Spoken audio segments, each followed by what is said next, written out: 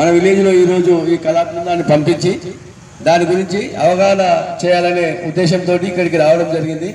కావున ప్రజలందరూ, యువత అంతా మద్యానికి బానిసలు కాకుండా, గంజాయికి అలవాటు పడకుండా జాగ్రత్తగా ఉండి మంచి చదువులు చదువుకొని మన దేవలమ్మ నాగరం గ్రామాన్ని మంచి పేరు తీసుకురావాలని యువతకు కోరుతున్నాను. అదేవిధంగా పారిశుద్ధ్య కార్యక్రమం అంటే మన ఆడపడుచులందరూ ఇవి ఇంతకుముందుకు వీళ్ళు చెప్పిన దాని ప్రకారంగా చెత్త చెదారము ఇంటి చుట్టూ ఉంచుకోకుండా తడి చెత్త పొడి చెత్త అలాగా చేసి మన రోజు మన వృక్షం ట్రాక్టర్ తీసుకొని వస్తుంది కాబట్టి ఆ చెత్త అంతా ట్రాక్టర్లో వేసి మీ ఇంటి చుట్టూ పరిసరాలంతా శుభ్రంగా ఉంచుకోవాలని తెలియజేస్తున్నా.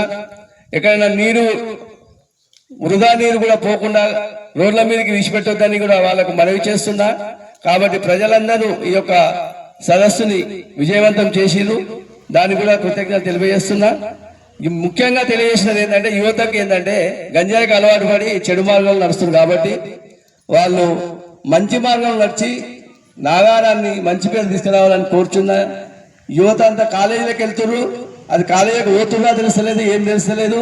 వాళ్ళు పోయి అక్కడ గంజాయికి అలవాటు పడి మత్తు మందులకు అలవాటై బానిసలు అవుతారు. కాబట్టి అలాంటి కార్యక్రమాలకు దూరంగా ఉండాలని వాళ్ళకు విజ్ఞప్తి చేస్తున్నా.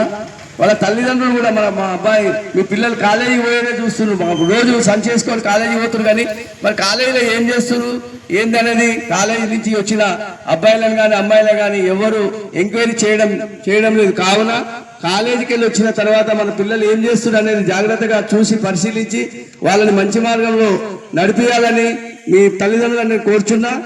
అదేవిధంగా అన్ని ఏదైనా సమస్యలు ఉన్నా కానీ ఎక్కడైనా గంజాయి అలవాటు ఉన్నా ఏదన్నా ఉన్నా ఊర్లో ఏదైనా సమస్య ఉండే నా దగ్గరికి రండి, గ్రామ పంచాయతీకి వచ్చి చెప్తే నేను వెంటనే దాన్ని పరిష్కారం చేస్తానని మీ అందరికీ తెలియజేస్తూ ఈ యొక్క అవకాశం ఇచ్చిన వాళ్ళందరికీ నా యొక్క ధన్యవాదాలు తెలియజేస్తూ ముగిస్తుంది.